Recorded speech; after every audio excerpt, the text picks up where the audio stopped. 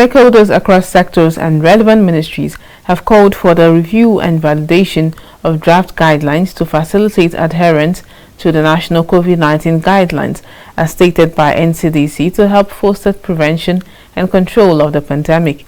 This was made known in a one-day stakeholders meeting organized by the Nigerian Institute of Advanced Legal Studies in Abuja on Wednesday. The Director General, Nigerian Institute of Advanced Legal Studies, Professor Mohammed Taufik Ladan, stated that the pandemic is an experience that has left a lot of vulnerable people behind. Hence, there is need for every sector to be properly informed and educated, especially the legal sector that deals with several other sectors as their clients.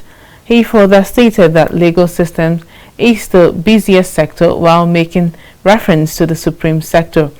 The DG, however, called for support in terms of finance to enable the judicial system go digital in their activities to further reduce the person-to-person interaction in adherence to the NCDC guidelines.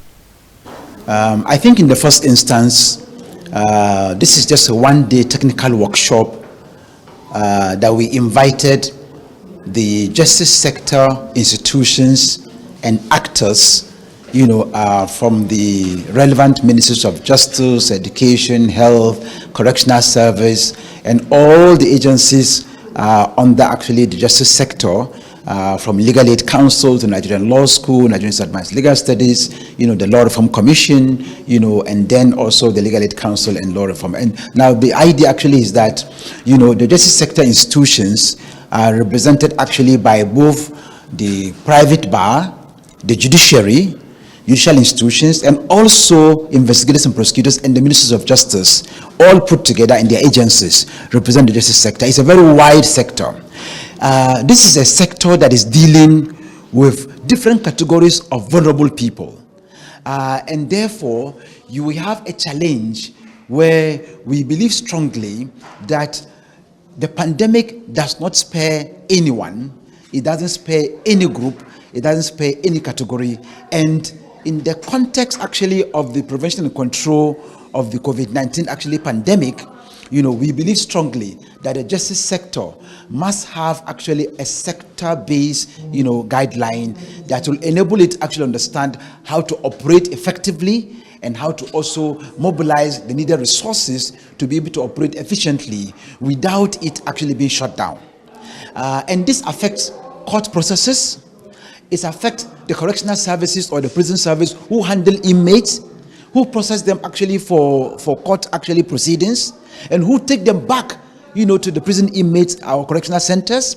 It also affects actually, lawyers who interact actually with actually different stakeholders as their clients. And then it also affects the law school and the law faculties that produce actually these students. The law school alone has a population of about 6,000 actually students that they graduate annually. And they run 6 campuses.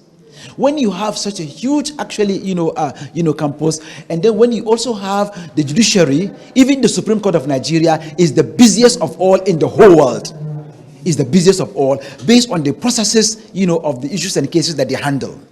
And that also relates also to the Court of Appeal, that has about 90 judges, spread around actually 15 judicial divisions of the Court of Appeal. The same thing applies to the Federal High Court that has several divisions. Now, the impact actually of this, COVID-19 is that it shuts down physical interaction. You need testimony of a person, of an accused person, or of a party to a proceeding. That particular physical actually interaction has to be reduced, and therefore the entire justice sector have no option but to actually migrate to the digital platform.